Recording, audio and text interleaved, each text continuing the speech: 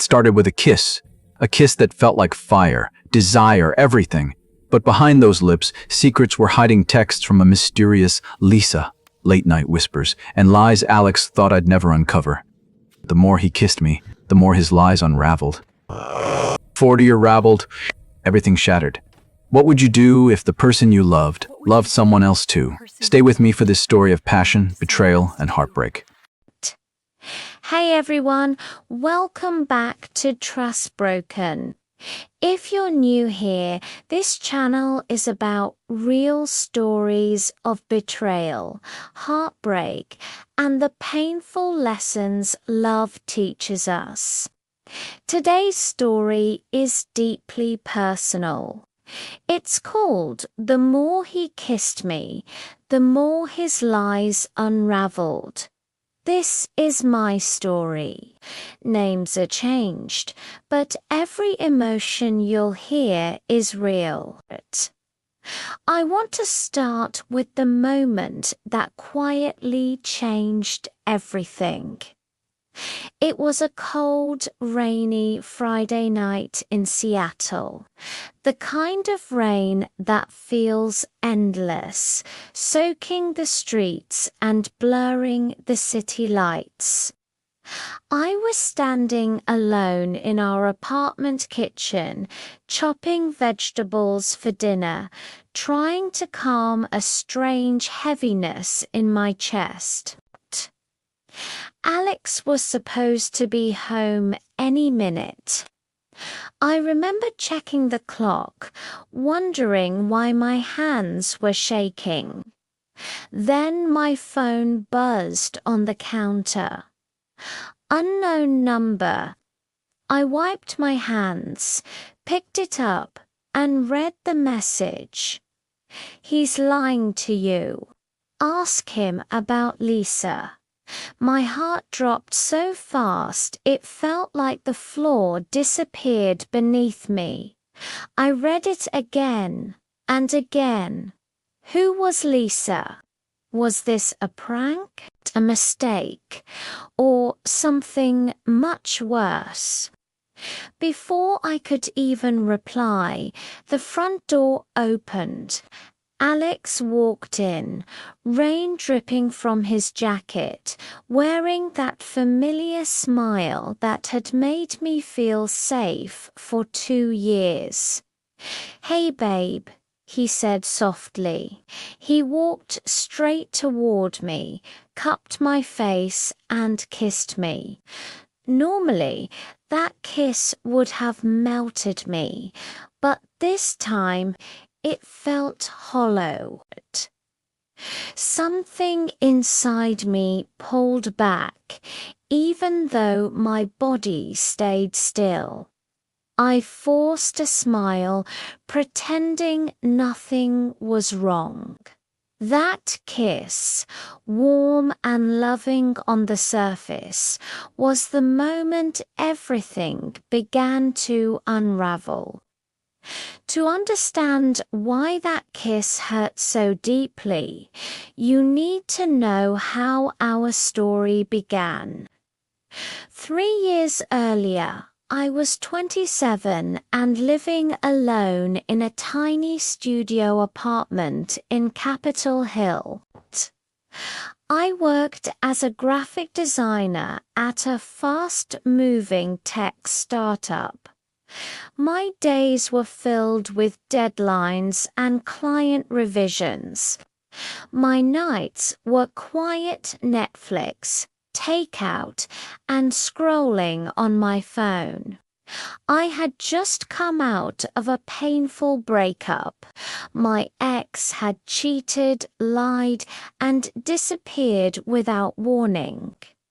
I promised myself I would never ignore red flags again. Still, one lonely evening, I downloaded Tinder. Not because I believed in it, but because I was bored and curious. That's when I matched with Alex. His profile felt different. No shirtless mirror photos, No fake confidence. Just a picture of him hiking in the mountains and a simple bio about loving coffee, travel, and meaningful conversations. We started talking that same night. He asked real questions about my work, my hobbies, my favorite places in Washington. He listened. He remembered details. He made me laugh. After a week of texting nonstop, he asked me out for coffee. Our first date was simple.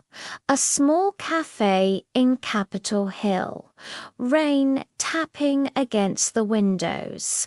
He arrived early, already holding 2 lattes, oat milk. Right? He said with a smile. That tiny detail made me feel seen. We talked for hours about family, childhood, dreams, and past relationships. When the topic of trust came up, he grew serious. Trust means everything to me, he said. Once it's broken, it's almost impossible to fix. I believed every word. Our second date was a hike. The trail was muddy, the air cold, but we laughed the entire way up. At the top, overlooking the lake. He kissed me for the first time, soft, gentle, unrushed. By the third date, we were inseparable. Within a month, we were officially together. By the third month, he told me he loved me. I said it back without hesitation. Alex was affectionate in a way I had never experienced before. Good morning texts every day. Random kisses while I cooked. Flowers sent to my office just because. When he traveled for work, he FaceTimed me every night. I miss your kisses, he'd say, smiling at the screen. A year later, we moved in together. Life felt peaceful, predictable, safe. Mornings were coffee in bed. Evenings were cooking dinner and watching shows. He kissed my forehead before work. He kissed me hello when he came home. He kissed me before sleeping. Everyone loved him. My friends said I was lucky. My family adored him. Even I thought, this is what real love feels like. But looking back now, I can see the tiny cracks forming beneath the surface. Late night work calls, trips that didn't quite make sense. Stories that changed just enough to confuse me. And every time I questioned something, he kissed me, and I let it quiet my doubts. I didn't know it then, but that first message about Lisa wasn't meant to destroy us. It was meant to warn me. After that anonymous message, I tried to act normal. I told myself not to overthink it. Anyone can send a fake text, right? I didn't want to be the paranoid girlfriend. I wanted to be the calm, trusting woman Alex always said he loved. But once doubt enters your mind, it doesn't leave quietly. It whispers. A few days later, we were sitting on the couch eating dinner. The TV was on some random show neither of us was actually watching. Alex's phone was face up on the table when it buzzed. I glanced without thinking. A name flashed on the screen. Lisa. The message preview said, "Can't wait to see you again." I felt my heartbeat in my ears. I looked at Alex, trying to sound casual, even though my hands were trembling. "Who's Lisa?" He didn't hesitate, but he moved fast. He grabbed his phone, flipped it over, and smiled. "Oh, just someone from work," he said lightly. "We're on the same project." Something about the way he avoided my eyes made my stomach twist. Before I could say anything else, he leaned over and kissed me. Not a quick peck, the kind that used to make me feel wanted. This time it felt like a distraction, and it worked. After that, things started changing slowly, so slowly that I questioned my own memory. Alex began locking his phone. He took calls in the bathroom. He traveled more often. When I asked questions, he laughed them off. "You worry too much. Why are you acting insecure? I thought you trusted me." Those words hurt more than shouting ever could. I started doubting myself instead of him. Maybe I was damaged from my past. Maybe I was projecting old pain onto a good man. So I tried harder. And every time I swallowed my doubts, Alex rewarded me with affection. More kisses, more compliments, more promises. It felt like love. One night, about 1.5 years into our relationship, Alex told me he was going out with the guys. "Just a few drinks," he said, kissing my forehead. "Don't wait up." I stayed home, scrolling on my phone, pretending not to care. Around midnight, I noticed something. His phone was still on the charger. He had forgotten it. My heart started racing. I stared at it for a long time, fighting with myself. I knew Luckin would cross a line, but so would ignoring it. Finally, I picked it up. The lock screen lit up with notifications. Multiple messages from Lisa. My hands shook as I unlocked the phone. The password was our anniversary date. That hurt more than anything else. I opened the messages. My world collapsed. There were hearts. There were photos. There were messages that said, "Last night was amazing. I miss you already." She still doesn't know. I felt sick. This wasn't flirting. This wasn't work. This was a relationship. I dropped the phone and sat there in silence, tears streaming down my face. When Alex came home hours later, smelling like alcohol and confidence, I was waiting. "We need to talk," I said. He froze. I held up the phone. "Who is Lisa?" For the first time, he didn't deny it. He sat down slowly, buried his face in his hands, and sighed.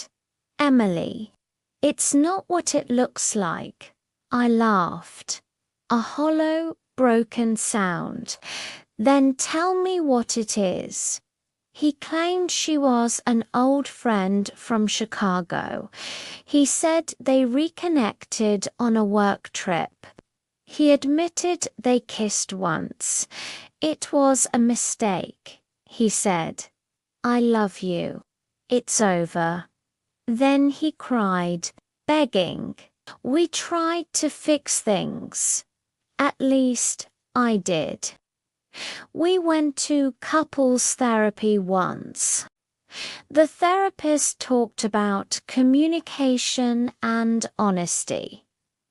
Alex nodded, promised change, promised transparency. For a few weeks, he behaved perfectly. Then the secrecy returned. New passwords, private calls. One afternoon at work, I received another anonymous message. "Look her up. Lisa Thompson, Chicago." My hands went cold. I searched her name. LinkedIn, mutual connection, Alex. Then I found her social media. Trips, cities, dates, all matching Alex's work travel. My doubt turned into certainty. He was still lying. That night, when Alex told me he had a conference in Los Angeles, I smiled and kissed him goodbye. "Have a safe trip," I said. As soon as he left, I opened my laptop. The morning of my flight felt unreal. I moved through the apartment like a ghost, doing ordinary things with shaking hands. I packed a small bag, fed the cat, and washed a single coffee mug in the sink. Alex's mug sat beside it, untouched. For a moment, I almost laughed at how normal everything looked, how life continued, even as my heart was breaking apart. At the airport, I checked my phone constantly, half expecting Alex to text or call. He didn't. That silence told me everything. The flight to Los Angeles felt endless. I stared out the window, replaying every memory, every kiss. Every time I ignored my instincts because loving him felt easier than questioning him. When I landed, I didn't cry. I felt calm. That scared me more than panic ever could. I followed the trail carefully. Alex had told me the name of the hotel during one of his earlier work trips. Back then, I hadn't thought twice about it. Now, that detail felt like a breadcrumb he never expected me to notice. I checked into a nearby hotel and waited. That evening, I sat in the lobby across the street, pretending to scroll through my phone while watching the entrance. At 7:42 p.m., I saw him. Alex walked in laughing, suitcase rolling behind him. And he wasn't alone. Lisa walked beside him. She was taller than I imagined, confident. Her hand rested comfortably on his arm, as if it belonged there. I felt something inside me cracken, then go quiet. They checked in together. One room. I waited 30 minutes. Then I crossed the street. The elevator ride to their floor felt like a countdown. Every floor number lighting up felt heavier than the last. When I reached their door, my heart pounded so loudly I was sure someone would hear it. I raised my hand and knocked. Silence, then footsteps. The door opened. Alex's face drained of color. Emily. Behind him, Lisa appeared. Her eyes widened. For a second, none of us spoke. Then Lisa broke the silence. "You didn't tell me you were still with her." Alex turned to her, panicked. "It's not, this isn't." I raised my hand. "Stop," I said calmly. My voice didn't shake. "I just want the truth." Lisa looked between us, realization spreading across her face. "He told me you two were on a break," she said quietly. "He said you were practically over." Alex reached for me. I stepped back. "How long?" I asked. Neither of them answered. "How long?" I repeated. Lisa swallowed. "Almost a year. A year of kisses. A year of lies. A year of making me feel crazy." Alex finally spoke. "I didn't want to hurt anyone," he said. "I love you both." That was the moment something in me broke forever. Not loudly, not dramatically. It simply ended. "You love how we make you feel," I said. "Not us." Lisa's eyes filled with tears. "You told me I was the only one," she whispered.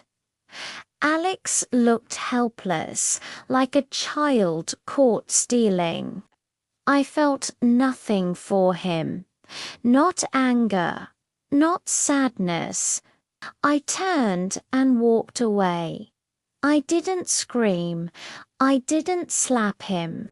The elevator doors closed, and for the first time in years, I felt free. The aftermath was ugly. My phone filled with voicemails. "I'm sorry. Please come back." It didn't mean anything. I blocked his number.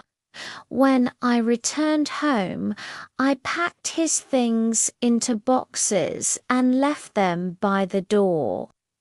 I found receipts, hotel stays, gifts, dinners paid for with our shared account.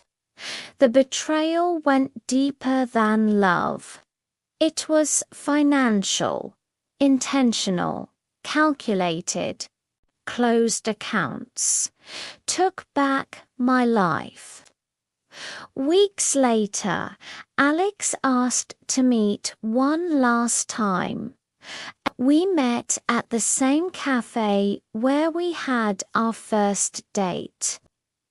He looked older. I lost everything, he said. Lisa left. My job's in trouble. I miss you. I took a sip of my coffee. I lost the version of myself who trusted you, I replied. That mattered more. He reached for my hand. I hope you get help, I said, but you won't get me. That was the last time I saw him. Some nights I still woke up remembering his kisses. The more he kissed me, and losing him didn't break me. Hey everyone, it's Emily here again. If you've been following, you know how part 3 ended me, confronting Alex and Lisa, uncovering the full depth of betrayal. That moment shattered everything I thought I knew, and yet it was only the beginning of the real journey, picking up the pieces of my heart and life. This part is about healing, self-discovery, and the lessons trust can teach the hard way. After the hotel confrontation, I flew back to Seattle in a daze. The city looked the same, rain gently tapping on the window of the taxi, but my world had completely shifted. The apartment we once shared felt hollow. Every corner, every little trinket reminders of stolen kisses, of lies, of a love that wasn't real. I started by packing Alex's things. Every shirt, book, and gadget went into boxes. I labeled them, "Return to him, never again." My hand shook, but I forced myself to do it. I needed boundaries, even if it meant confronting physical reminders of betrayal. Friends became my lifeline. Sarah, my best friend since college, came over that evening with wine and comfort food. She didn't ask for details immediately. She just held space for my grief. "You survived him," she said softly. "You're stronger than you think." I nodded, tears falling freely. That night, for the first time in months, I cried without apology. It was messy, painful, but it was mine. The first weeks were the hardest. Every notification made my heart race. Every unknown number triggered panic. I stopped checking social media for a while. I even deactivated Tinder, at least temporarily.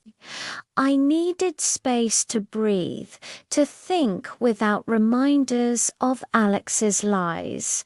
I journaled daily. It started with anger. How could he do this? Then guilt.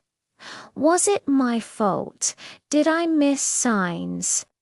Slowly, I transitioned to self-reflection. No, you were attentive, loving, and human. His choices are his, not yours. Writing became therapy, a way to untangle the mess of emotions. I also sought professional help.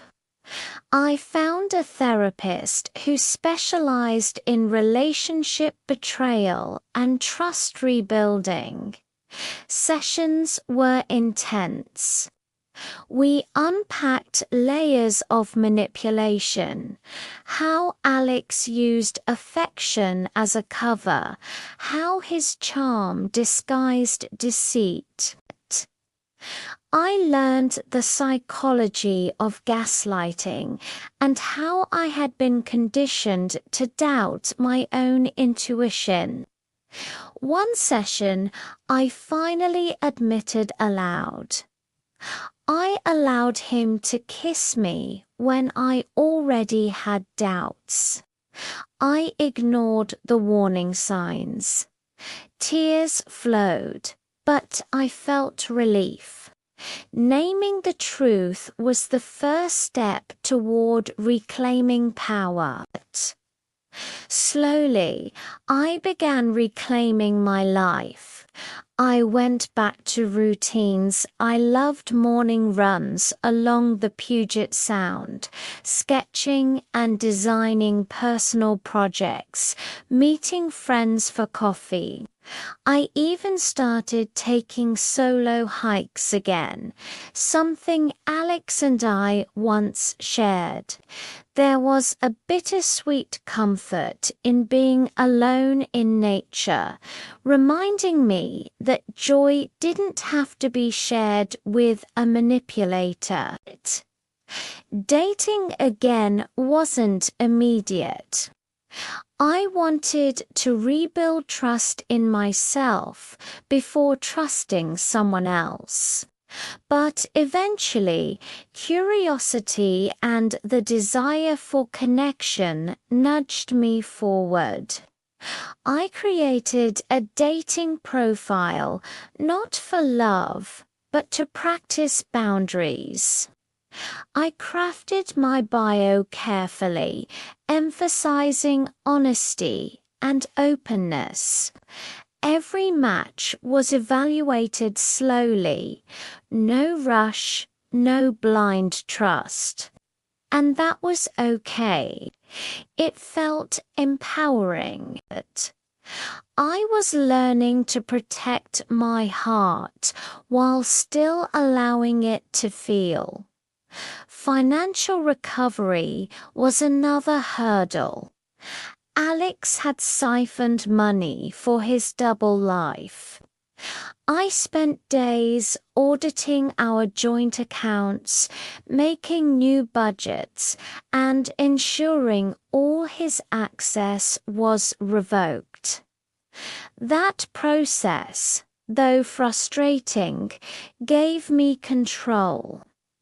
I realized betrayal isn't just emotional, it can invade every aspect of life. But taking tangible steps restored a sense of safety I hadn't felt since the affair began.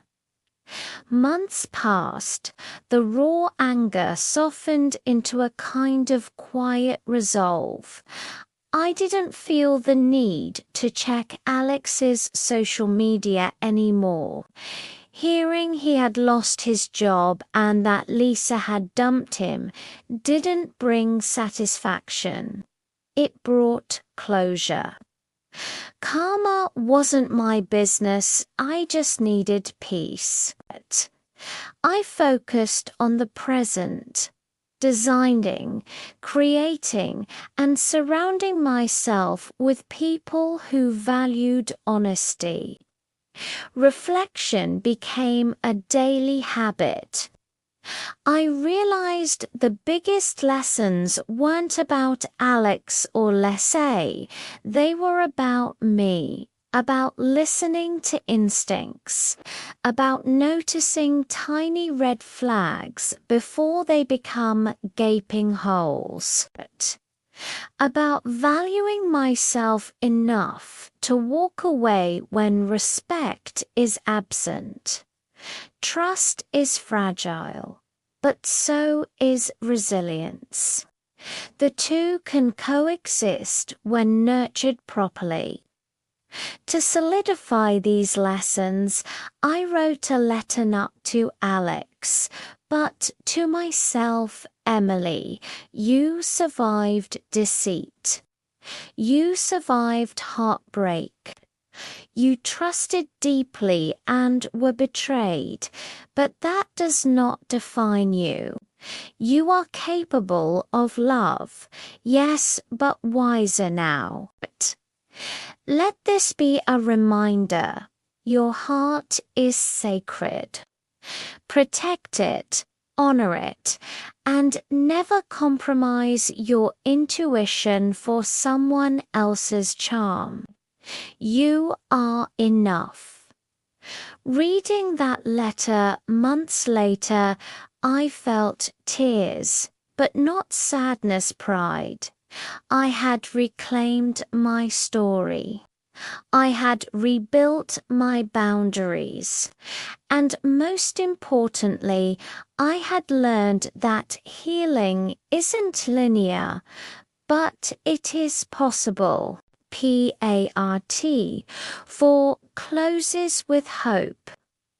I now approach life with measured openness, letting love in carefully but fiercely protecting my emotional core. I laugh freely, hug tightly, and cherish every honest connection. Every storm, every betrayal, every painful kiss taught me one invaluable truth. Survival shapes strength, and strength shapes a life worth living.